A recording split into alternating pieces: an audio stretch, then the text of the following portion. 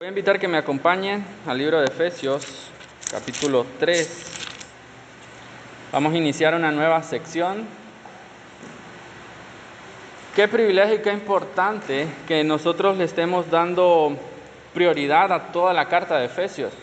Si se fijan, hemos ido versículo por versículo, capítulo por capítulo, y es que justamente así fue escrita la carta de Efesios, fue escrita como una carta. Y se dice, los historiadores dicen que en la antigüedad las iglesias leían la carta de principio a fin, una y otra vez, para poder entender lo que el apóstol, ¿verdad?, quería comunicarles a estas iglesias. Y nosotros también le damos esa prioridad, ese énfasis a toda la carta, ir versículo por versículo, ver las riquezas del Señor, ver cómo el Señor, a través de la vida del apóstol Pablo, instruía a la iglesia, ¿verdad? Y a ver, si recuerdan algunas cosas, estuvimos hablando en el capítulo 1, que, bueno, y justamente si nosotros pensamos, ¿verdad? Nosotros cantábamos ahorita el himno 3, y ese himno 3 habla bastante de la Trinidad, ¿se acuerdan? Bueno, si ustedes miran cada una de las estrofas, dice, te lo amo, oh Dios, después habla acerca de Jesucristo, y después del Espíritu Santo, y después dice, bendita y santa Trinidad. Y eso hace el libro de Efesios. En capítulo 1, el Padre nos escoge, el Hijo nos reconcilia y el Espíritu Santo nos sella. Él es la esperanza que nosotros tenemos, que nuestro Padre volverá algún día. Miramos en el capítulo 2, ¿se acuerdan? De las riquezas que tenemos en Cristo Jesús. Cómo pasamos de muerte a vida y cómo hemos sido reconciliados con el Señor. Ahora, era importante hacer bastante énfasis en la reconciliación con Dios, porque el capítulo 3 va a hablar acerca de un misterio que en los tiempos antiguos estuvo oculto y que ahora ha sido revelado. Pero antes de poder entrar al capítulo 3, vamos a pedirle al Señor que nos pueda guiar. Oren conmigo. Padre bendito, te damos gracias, Señor, por esta mañana. Gracias, mi Dios, por tenernos aquí en esta casa de oración, Señor. Este lugar que tú nos has dado con mucho amor, Señor, para que nosotros cómodamente podamos reunirnos. Padre, gracias por eso, gracias porque nos diste el tiempo, la oportunidad, la salud, Señor, de poder estar aquí. Te pedimos, Señor, que puedas guiar nuestras vidas, que puedas iluminar nuestras mentes y nuestros corazones. Padre, nosotros anhelamos conocerte cada día más a ti, Señor. Y tu palabra, Señor, es la que nos habla de ti. Por eso te rogamos, Señor, que puedas darnos el entendimiento, Señor. Que si leemos algo en tu palabra, Señor, que el Espíritu Santo pueda ayudarnos a comprenderlo y que lo podamos vivir en nuestras vidas, Señor. Rogamos, Señor, que el Espíritu Santo guíe cada palabra, Señor, y en especial a mí, Señor, que lo que yo pueda transmitir sea simplemente, Señor, tu voz y tus mandatos en esta mañana, Señor. Úsame, Padre, tómame como tu siervo y ayuda a que cada uno de nosotros, Señor, podamos adorarte y bendecirte esta mañana. Oramos muy agradecidos, Señor. También oramos por los niños y los jóvenes que están en su culto infantil también, Señor. Bendice sus vidas, bendice los maestros y que ellos también, Padre, puedan conocerte a ti. Y juntos, Señor, como iglesia, podamos adorarte y alabarte. Oramos en el nombre de tu Hijo Jesucristo. Por esto, amén y amén. Amén. Efesios capítulo 3. Antes de empezar a leer, hermanos, en la historia de la arqueología hubo un hallazgo tan importante y le denominan a esto la piedra Rosetta. En 1799, los arqueólogos allá por Egipto, en Alejandría, encontraron una piedra en la cual habían 3 tipos de inscripciones diferentes. Y este fragmento de piedra encontrado, que fue hecho en 196 a.C., o sea, casi más de 2000 años, esta piedra fue tan importante para la ciencia moderna porque vino a ayudar a entender diferentes idiomas muertos. Se dice que esta piedra tenía 3 inscripciones diferentes. En la parte de arriba eran jeroglíficos egipcios. En la parte de en medio era una escritura demótica, como los egipcios se comunicaban. Y en la parte de abajo se encontraba el griego. Entonces es como decir, nosotros tenemos una hoja y hay 3 idiomas diferentes, lo mismo escrito en un idioma, en otro y en otro. Y esto ayudó a la ciencia para poder encontrar cómo se comunicaban los egipcios, y eso dio a la puerta abierta para poder conocer diferentes escrituras de los egipcios. Ahora, esto me resulta bastante interesante porque como por 2000 años se desconocía bastante este idioma de los egipcios, pero vienen, encuentran esta piedra y esta piedra fue tan importante para luego poder entender el idioma de ellos. Y yo me pongo a pensar, ¿alguna vez ustedes han armado un rompecabezas?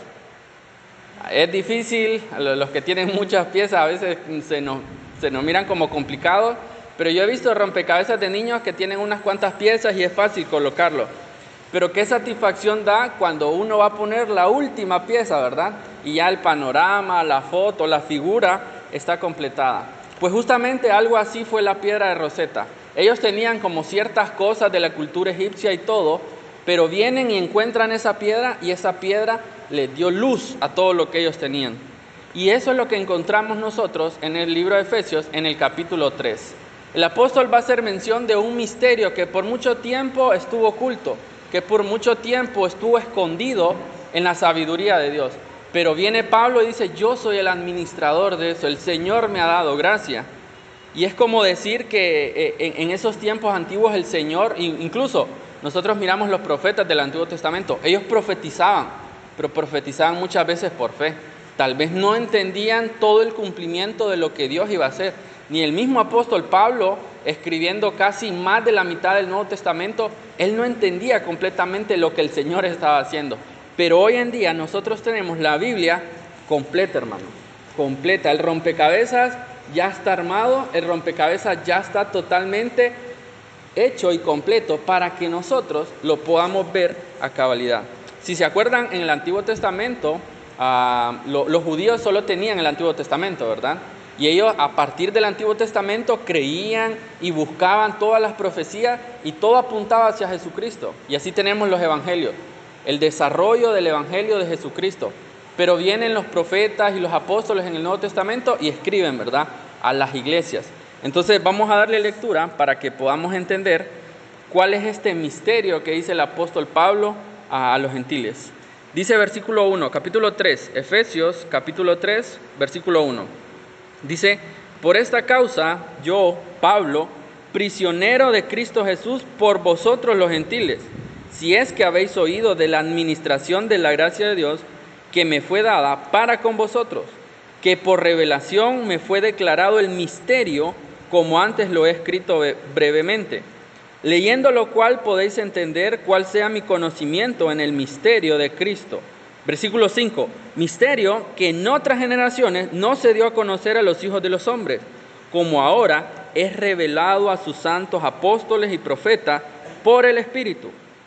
Y ahí dice el versículo 6, ¿verdad? La explicación de este misterio. Dice que los gentiles son coherederos y miembros del cuerpo y copartícipes de la promesa en Cristo Jesús por medio del Evangelio. Versículo 7, del cual yo fui hecho ministro por el don de la gracia de Dios que me ha sido dado según la operación de su poder. Miren ese versículo 8. A mí, dice el apóstol Pablo, que soy menos que el más pequeño de todos los santos. Me fue dada esta gracia de anunciar entre los gentiles el evangelio de las inescrutables o inalcanzables riquezas de Cristo y de aclarar, dice, a todos cuál sea la dispensación del misterio escondido desde los siglos en Dios, que creó todas las cosas. Versículo 10, para la multiforme sabiduría de Dios sea ahora dada a conocer por medio de la iglesia a los principados y potestades en los lugares celestiales, conforme al propósito eterno que hizo en Cristo Jesús, nuestro Señor, en quien tenemos seguridad y acceso con confianza por medio de la fe en Él. Por lo cual pido que no desmayéis a causa de mis tribulaciones por vosotros, las cuales son vuestra gloria. Ahora, interesantemente, en toda esta sección, el apóstol va a estar desarrollando acerca del misterio. Y yo he titulado esta mañana el mensaje como el misterio de la iglesia. El misterio de la iglesia. Para nosotros es muy familiar y tenemos mucho conocimiento acerca de lo que es la iglesia, de que somos un cuerpo, somos diferentes miembros, que la cabeza es Cristo. Pero antes, para esta época del apóstol Pablo, los cristianos no entendían muy bien. De hecho, este era un periodo de transición y la iglesia se estaba formando. Para ellos, todas estas cosas eran sorprendentes. Para ellos, todas estas cosas eran realmente impactantes. Nosotros leemos el versículo 6, dice que el misterio es que los judíos ahora son partícipes de las promesas, son miembros, son coherederos juntamente con los judíos. ¿Se acuerdan que yo mencionaba en predicaciones anteriores que los judíos pensaban que solo ellos iban a nacer, a ser la nación especial, ¿verdad? Israel era la nación escogida, pero ellos sabían que Dios iba a bendecir a otras naciones, ya sea los gentiles, cualquier persona que no fuera judía, pero no sabían cómo. Y tampoco en la antigüedad se sabía que el Señor iba a unir tanto gentiles como judíos en un solo cuerpo. Y eso es realmente la soberanía del Señor, la sabiduría del Señor. Y más adelante vamos a ver que dice que ni siquiera los ángeles sabían acerca de este misterio. Ni siquiera los ángeles tenían entendimiento del plan de Dios. Los ángeles, algún pastor lo ilustraba de la siguiente manera: Dios está enseñando y sus alumnos son los ángeles. ¿Y saben cuál es la clase?, decía el pastor: la iglesia. Y los ángeles, porque ahí más adelante va a decir los principados y las potestades, tanto los ángeles buenos como los ángeles caídos, están aprendiendo de la sabiduría de Dios cómo hace las cosas en el desarrollo de todas las edades. Entonces este texto nos va a enseñar 5 aspectos del misterio de la iglesia para que nosotros admiremos las riquezas espirituales que tenemos en Cristo. 5 aspectos del misterio de la iglesia para que nosotros admiremos las riquezas que tenemos en Cristo. Ahora, ¿cuáles son esos aspectos? Bueno, inicialmente vamos a ver que el primer aspecto es el prisionero del misterio. Ya vamos a ver con Pablo. Luego se menciona el plan de ese misterio. Luego la predicación de ese misterio. El propósito de ese misterio. Y el último, el privilegio de ese misterio. Déjenme decirles que cada uno de los que estamos acá, si hemos creído en el Señor Jesucristo y si tenemos nuestra fe puesta en Él, todos formamos parte de este gran misterio y de este gran secreto que estuvo oculto, que estuvo de cierta manera guardado para generaciones antiguas, pero hoy en día es revelado. Hoy en día es sacado a la luz, cuando Pablo está escribiendo, y nosotros, hermanos, como iglesia, somos parte de este gran misterio. Entonces empecemos, versículo 1. Y es interesante porque dice: por esta causa, yo Pablo. Otra vez recordamos, ¿verdad? Quien está escribiendo esta carta es el apóstol Pablo. Ahora, es interesante porque aquí el apóstol Pablo va a empezar una oración, pero antes de hacer esa oración hace un gran paréntesis, porque el versículo 1 empieza su oración: por esta causa, yo Pablo, prisionero de Cristo Jesús, por vosotros los gentiles. Y después del versículo 2 al versículo 13 es un gran paréntesis. Es como, yo me lo imagino así, como que el apóstol está empezando a orar, escribiendo la carta para los efesios, pero dice: antes de yo orar por ellos, ellos tienen que entender algo más. Y quiere expandir este misterio, ¿verdad? Quiere revelar este misterio y darlo a conocer a los efesios. Porque miren el versículo 14. Tiene bastante similitud al versículo 1. Dice: por esta causa doblo mis rodillas. ¿Se dan cuenta? Es como que el apóstol Pablo empezara a orar, pero hace una pausa para poder explicar algo. Y es versículo 2 al versículo 13. Para que luego en el 14 ellos puedan disfrutar o puedan realmente entender la oración del apóstol Pablo. Entonces yo me pongo a pensar, a veces es importante, hermanos, ir versículo por versículo y tal vez no saltarnos secciones de la Biblia porque es tan importante. Imagínense que nosotros lleguemos al capítulo 3, versículo 14 y nosotros empezamos a entender y tal vez podríamos entender muchas cosas, pero sin antes, del versículo 2 al versículo 13, lo que el apóstol Pablo está haciendo énfasis, está explicando y con detalles, está tomando el tiempo para que los creyentes puedan entender, es importante. Y nosotros queremos hacer justamente eso. Entonces, todo ese paréntesis es el que nosotros vamos a abarcar primeramente en esta sección.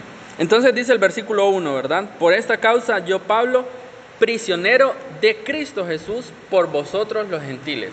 Y se dice que cuando Pablo escribe el libro de Efesios, el libro de Filipenses y el libro de Colosenses, los conocen como las cartas carcelarias, porque justamente él está escribiendo esta carta desde la cárcel.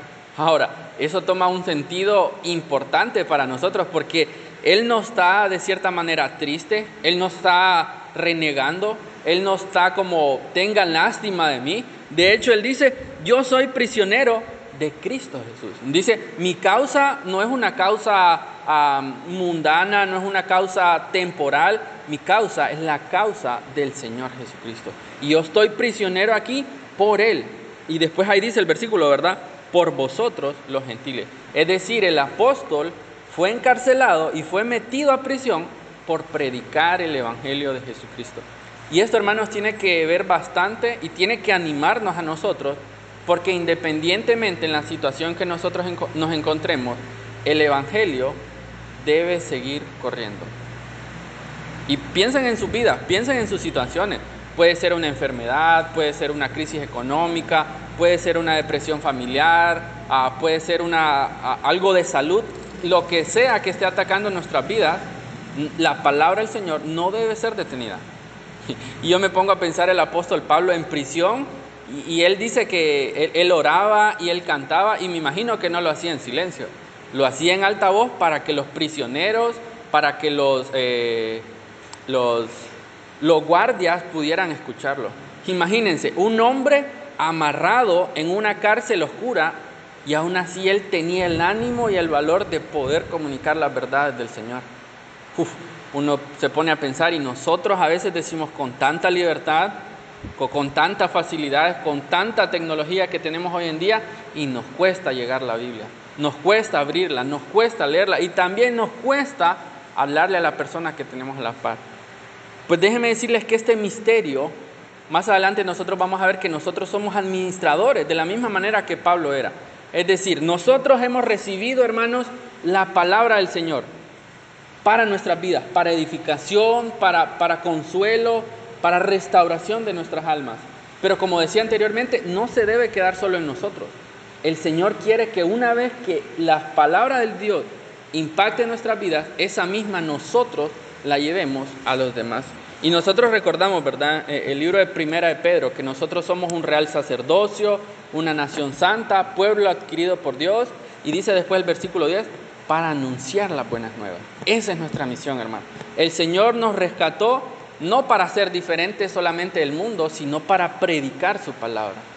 Y recuerdan cuando estaba el Señor con sus discípulos, ¿verdad? Él les dijo, toda autoridad me es dada, por tanto, id y haced discípulos, predicad el evangelio de Jesucristo a toda criatura. Y eso mismo se extiende a nosotros. Por lo tanto, si nosotros pensamos como prisioneros y pensamos como tal vez nosotros somos también esos encargados, importando la situación, desconociendo cada uno del ambiente y el contexto de su vida, ¿verdad? Los animo a que realmente podamos ser esto, predicadores de la palabra. Pero primero esa palabra debe impactar nuestros corazones. Yo recuerdo que una de las cosas que me costó bastante a mí fue evangelizar. Evangelizar da mucho temor, hermanos. Ir y predicarle a otra persona, compartirle las buenas nuevas de salvación. Uno cuando viene empezando ahí tartamudea, se queda helado, tiene como pena, pero realmente si no empezamos así, nunca lo vamos a hacer. Por eso no es excusa decir yo no puedo, a mí me cuesta, a todos nos cuesta, hermano. Ustedes han visto a un niño chiquito cómo lee al inicio, se está trabando ahí, le cuesta decir una palabra. Así somos los creyentes también. Al inicio nadie nace aprendido, nadie nace sabiendo toda la Biblia, nadie nace manejando la Biblia, nadie nace memorizando versículos.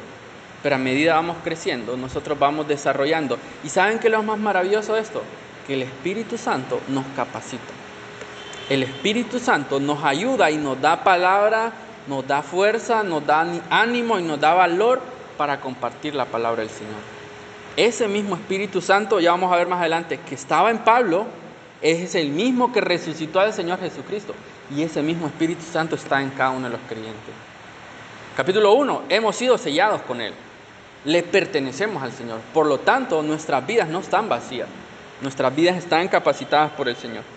Entonces miremos ahí, continuando acerca de este primer aspecto, es del prisionero del misterio. Versículo 2, bueno, él le dice, ¿verdad? Prisionero de Cristo Jesús. Versículo 2, si es que habéis oído de la administración de la gracia de Dios que me fue dada para con vosotros. Y lo que está haciendo el apóstol Pablo es, ya ustedes han oído de la gracia de Dios. Es como decirle, no es que sí han oído, ya han oído. Ustedes ya conocen de lo que ha hecho Dios, de la gracia. Y si nosotros recordamos capítulo 2, porque por gracia sois salvos por medio de la fe, y esto no es de vosotros, es un don de Dios, no por obras para que nadie se gloríe. Eso ya lo sabían los efesios.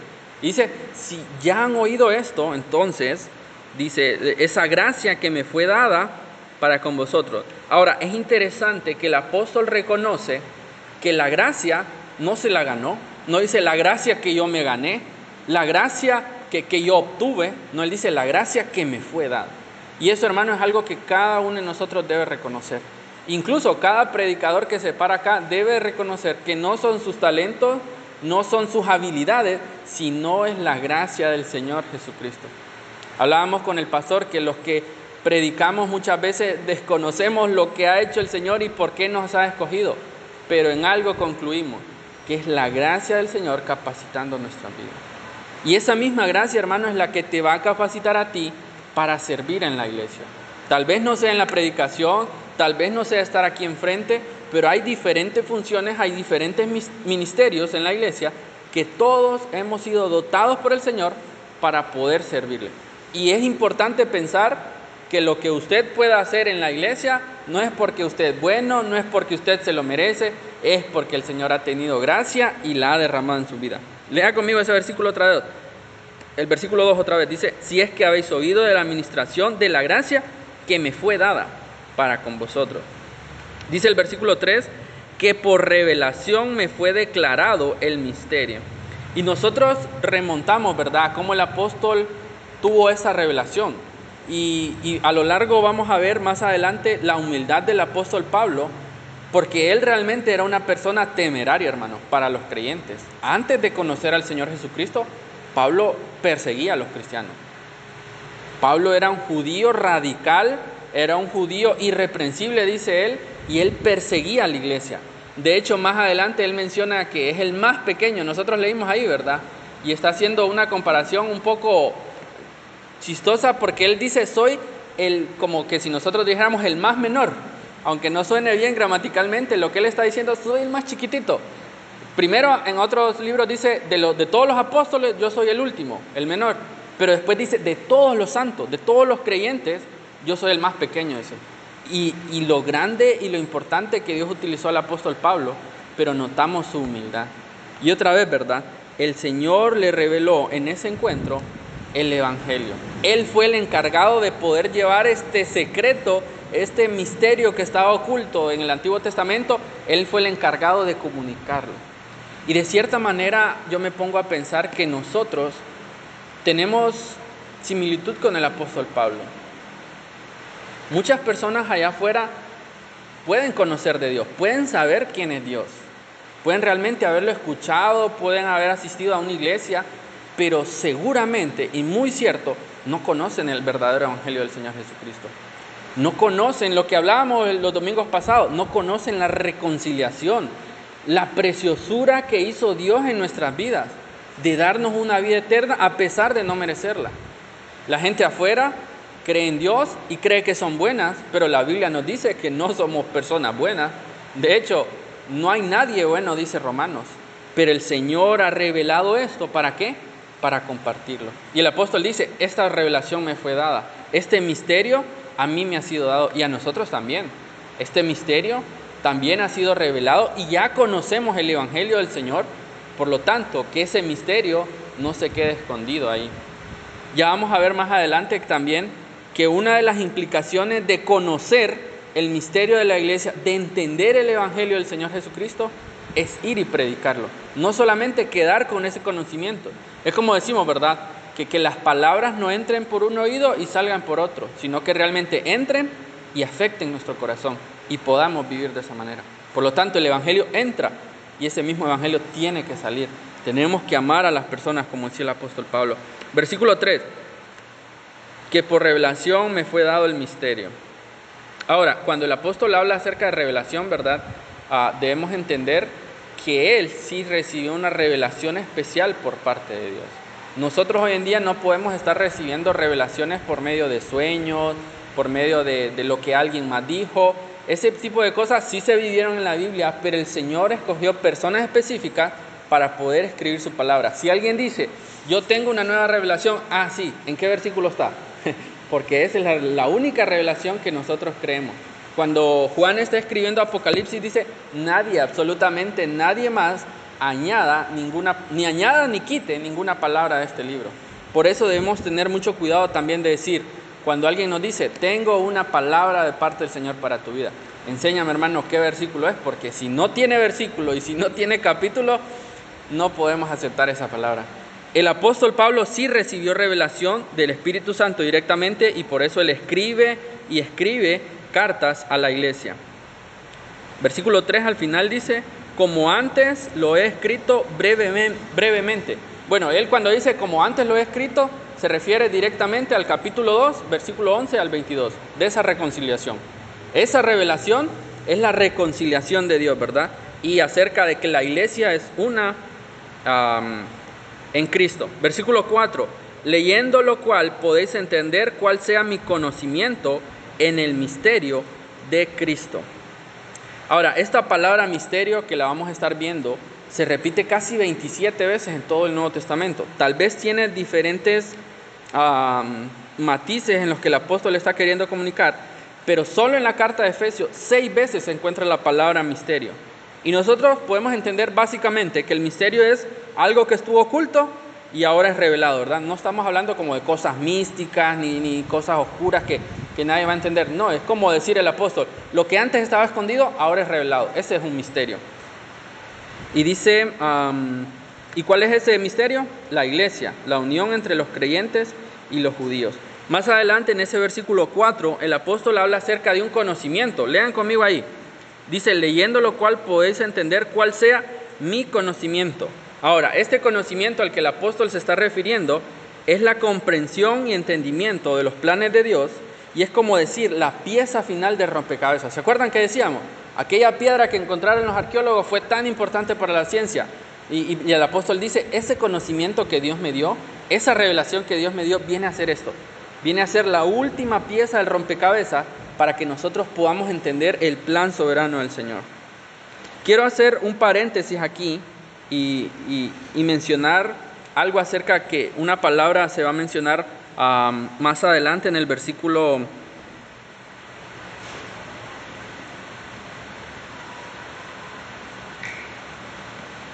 Perdí la palabra ahorita, pero más adelante va a decir acerca de las dispensaciones. Versículo 9. Dice, lean conmigo solo ahí el 9, dice, y de aclarar a todos cuál sea la dispensación del misterio. Esa dispensación es como administración, es como, y en la Biblia nosotros encontramos 7 periodos diferentes, y esto quiero explicarlo porque es lo que el apóstol está tratando de dar a entender. Dice, a lo largo desde la creación hasta la segunda venida de Jesucristo, la tierra se relaciona con el Señor, ¿verdad? Los humanos, se relacionan con el Señor. Pero han habido diferentes etapas en las que el Señor ha tratado. Por ejemplo, al inicio, nosotros conocemos la dispensación o la etapa de la inocencia, Adán y Eva. Ellos no conocían el pecado, por lo tanto el Señor tenía un trato diferente con ellos. Pero luego ellos caen en pecado y ellos son conscientes de su pecado. Por eso el Señor también les da un castigo y les da de cierta manera algunas maldiciones y algunas tareas que tienen que hacer. Luego nosotros miramos en la Torre de Babel, y a esta etapa le llaman la etapa del gobierno humano. Cómo ellos querían poner líderes, querían poner hombres que lideraran toda la tierra, ¿verdad? Pero viene el Señor y trata de una manera diferente a Abraham, ¿se acuerdan? Saca a Abraham de la tierra de Ur de los Caldeos para llevarlo a una tierra que él le iba a mostrar. Entonces nosotros llamamos a esa era la era de la promesa. Era cuando ellos se movían bajo esa promesa. Pero pasan todas las generaciones de Abraham y llega hasta Moisés y nosotros miramos la era de la ley. Y ellos se mantenían ¿bajo qué? Bajo los mandamientos del Señor. Eran 613 mandamientos que ellos tenían que obedecer. Esa etapa ya culminó porque ahora estamos viviendo la etapa de la iglesia. ¿Se acuerdan? Con la venida del Señor Jesucristo, esa etapa, esa era, esa dispensación de la ley ya quedó abolida. El Señor dice, ya quedó cumplida. De cierta manera, no es que la ley ya no sirve, la ley todavía nos puede enseñar y nosotros debemos apreciar la sabiduría de Dios ahí, pero la ley ya no ejerce un dominio sobre nosotros. Porque ¿cuál era las demandas de la ley? Teníamos que vivir conforme a cada una de esas ordenanzas y el que no lo hacía merecía castigo de parte de Dios. Pero hoy nosotros no estamos viviendo bajo la ley, estamos viviendo bajo una nueva era, la era de la iglesia. Porque también nosotros recordamos que en la era de la ley no estaba el Espíritu Santo en cada creyente. El Espíritu Santo venía en ciertas personas para capacitarlo. Pero luego de la venida del Señor Jesucristo, Él inaugura, Él instaura la iglesia. Y Él empieza, y se acuerdan lo que le dijo a Pedro: sobre esta roca fundaré mi iglesia. No sobre Pedro, sino la declaración que hace Pedro. ¿Y cuál es la declaración? Tú eres el Cristo, el Hijo del Dios viviente. Y esa es la iglesia. La iglesia se funda en la gracia y en esa afirmación de Pedro. Es como decir entonces, nosotros entendemos todas las eras y todas las etapas que se dieron anteriormente, pero hoy nos toca a nosotros una etapa diferente, una etapa de gracia, una etapa de misericordia, la etapa o la era de la iglesia. Y eso es a lo que el apóstol se está refiriendo. Dice el versículo 4, ese conocimiento en el misterio de Cristo, eso. Y yo me pongo a pensar qué fe la que tuvieron aquellos hombres cuando ellos ni siquiera habían visto a Cristo, ni siquiera entendían completamente lo que iba a hacer Cristo, pero ellos confiaban en esa promesa del Señor. Nosotros miramos, ¿verdad? Antiguo Testamento, Cristo está acá en medio y todos ellos confían en una promesa. Vienen creyendo y apuntando y esperando, anhelando que llegue ese momento. Y nosotros estamos mucho más adelante, pero ¿qué hacemos? Regresamos a la misma promesa. Y a lo largo de todas las edades, a lo largo de todas las dispensaciones, el Señor ha salvado de la misma manera, por fe en Cristo Jesús. Y eso es gracia de Dios. Entonces miremos cómo termina ese versículo 4. Dice, leyendo lo cual podéis entender cuál sea mi conocimiento o esa comprensión de Dios en el misterio de Cristo. Y ahí llegamos nosotros a nuestro segundo aspecto. Ya no solo es el prisionero, y ya vemos como la implicación que hace un prisionero, ¿verdad? Que tiene ningún impedimento para predicar la palabra del Señor, sino ser realmente un portavoz. Pero ahora miramos el plan, versículos 5 y versículo 6. Dice, misterio que en otras generaciones no se dio a conocer a los hijos de los hombres, como ahora es revelado a sus santos apóstoles y profetas por el Espíritu, que los gentiles son coherederos y miembros del mismo cuerpo y copartícipes de la promesa en Cristo Jesús por medio del Evangelio. Interesante ese versículo, ¿verdad? En otras generaciones, en otros tiempos, en otras edades, no se dio a conocer los hijos de los hombres, ahí es como decir la humanidad. No se dio a conocer a la humanidad como ahora es revelado a sus santos apóstoles y profetas. Y es lo que les decía, ¿verdad? Ellos fueron los encargados de recibir el mensaje de Dios para luego escribirlo y transmitirlo, y hoy nosotros lo tenemos en la Biblia y por el Espíritu. Ahora, ese mismo Espíritu Santo que inspiró y que reveló la mente de los apóstoles, y presten bastante atención a esto, es el mismo Espíritu Santo que nos ilumina a nosotros para entender la palabra del Señor. Mi esposa estaba predicando, dando la clase con los jóvenes el viernes, y ella decía que había un personaje en la Biblia que estaba leyendo la Biblia y no la entendía. Y eso pasa muchas veces. Nosotros leemos la palabra de Dios y no la entendemos. Hasta que viene realmente el Espíritu Santo a través de algún maestro, a través de alguna predicación, a través de la misma palabra del Señor, nosotros entendemos. Nosotros llegamos a comprender realmente ese misterio. Y es como decir, era un misterio, estaba oculto, estaba escondido en Dios, pero ahora ya lo conocemos. Y por lo tanto, hermanos, cada vez que nosotros venimos a la palabra del Señor, pidámosle su dirección. Yo sé que hay cosas que tal vez este libro fue escrito hace más de 2000 años. Tal vez tiene palabras que todavía no usamos o frases que tal vez no entendemos, pero el Espíritu Santo nos puede ayudar a entenderlo diariamente. Por eso los motivo a que puedan abrir sus Biblias en su casa. Empiecen tal vez de Génesis o empiecen, por ejemplo, con algún evangelio. Empiecen a leer la palabra del Señor y antes de leerla pídanle, Padre, ayúdame a entender esto. Padre, quiero conocerte más, quiero entender lo que dice tu palabra. Y ya van a ver, hermanos, qué maravilloso realmente es poder entender la palabra del Señor. No hay nada que se compare al conocimiento que el Señor nos ha dado a través de su palabra. Como decía el salmista, ¿verdad? Tu ley es mi delicia, deleitémonos en la palabra del Señor y el Señor nos va a ayudar. Y quiero terminar con el versículo 6, Dice que los gentiles son coherederos y miembros del mismo cuerpo y copartícipes de la promesa en Cristo Jesús por medio del Evangelio. Esto es bastante repetitivo, como lo dijo en el capítulo 2, ¿se acuerdan? No teníamos no teníamos ciudadanía, no teníamos promesa, estábamos sin Dios, pero ahora dice, estamos bajo una promesa. Y ese es el gran misterio, versículo 6, que los gentiles, o sea, cada uno de nosotros, somos coherederos, y la palabra ahí, miembros, también es comiembros, todas las palabras llevan esa CO al inicio, coherederos, comiembros y copartícipes. Es como decir, ya existían los judíos, ¿verdad? Ellos eran los herederos del reino de Dios. Ellos eran miembros de la familia de Dios. Ellos eran partícipes de las promesas de Dios. Ahora los gentiles también junto a ellos somos copartícipes, comiembros, coherederos. Y esas riquezas realmente, hermanos, son las que deben asombrar y deleitar nuestros corazones. Entonces en esta mañana nosotros miramos dos aspectos, ¿verdad?, acerca del misterio de la iglesia. El prisionero y luego miramos el plan. Quiero dejar los últimos tres aspectos unidos para el próximo domingo, que van a ser la predicación del misterio, el propósito del misterio y el privilegio del misterio. Hoy vimos cómo un prisionero, sin importar su condición, predica el plan de Dios, un plan soberano, que ese plan nos involucra a ustedes y a mí. No solamente somos espectadores, no solamente somos como en un partido de fútbol, nosotros no estamos en la grada viendo el partido, nosotros estamos adentro del campo jugando, hermano.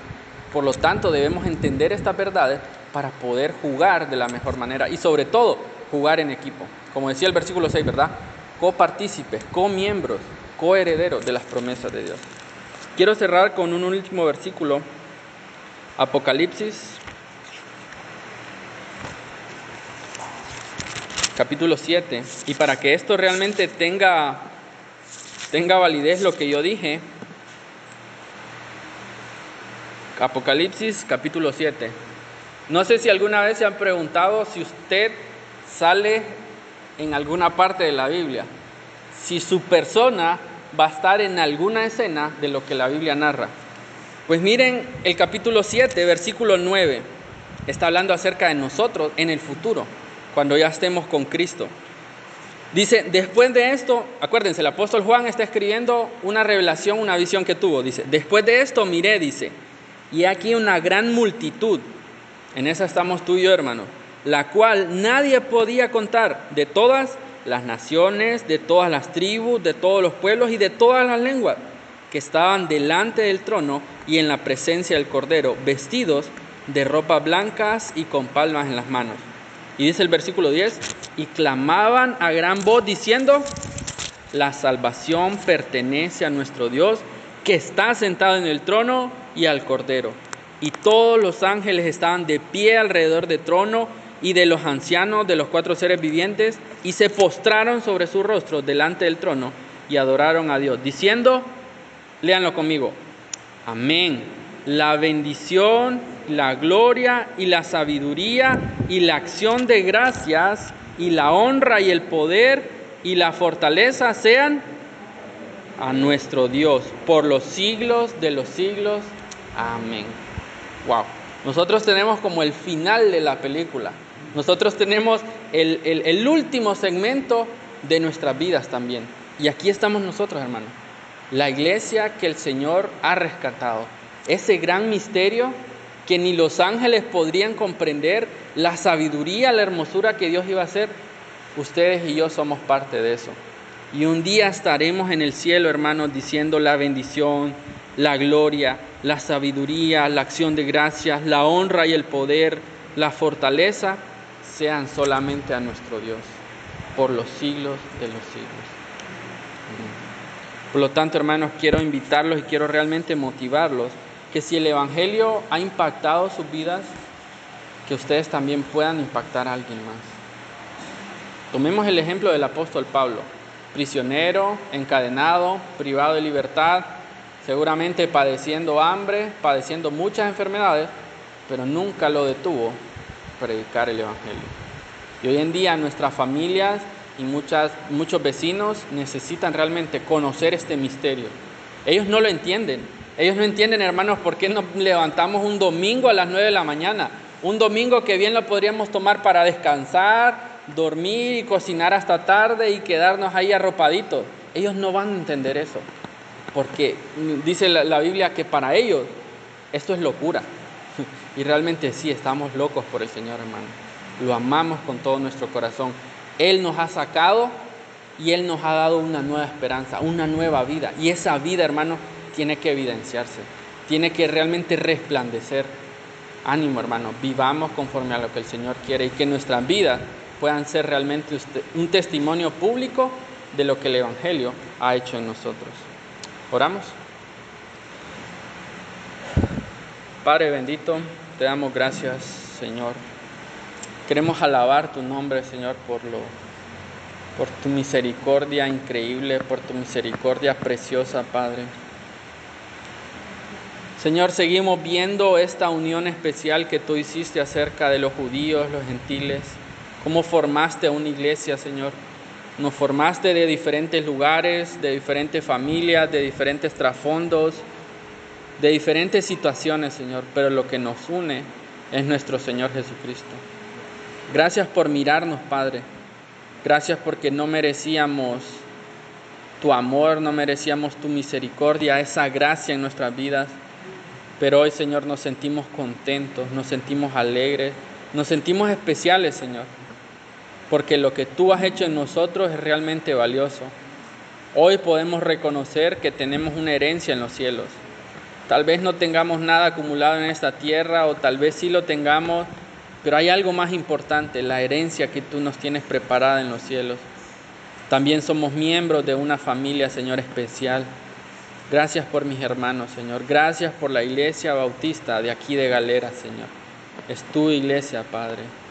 Somos tus hijos, somos hermanos, Señor, en Cristo Jesús. Y también, Señor, gracias por hacernos participar de esas promesas de bendición que le diste al pueblo de Israel. Hoy también nosotros las tenemos, Señor, en nuestras vidas. Y sabemos y confiamos que un día, Señor, estaremos delante de tu trono, alabándote y adorándote, Señor, por lo hermoso y maravilloso que tú eres. Gracias, Padre, porque soy parte de la mejor iglesia, Señor, tu iglesia. Gracias porque vivo, Señor, confiando en que un día tú regresarás por cada uno de nosotros. Bendito sea, Señor, tu nombre. Gracias por tu Espíritu Santo que nos guía. Y gracias también, Señor, por tu Hijo Jesús. Él fue el medio perfecto para nosotros poder acercarnos a ti, Señor. A ti sea la gloria por los siglos de los siglos, Padre. Amén. Amén. Dios les bendiga, hermanos.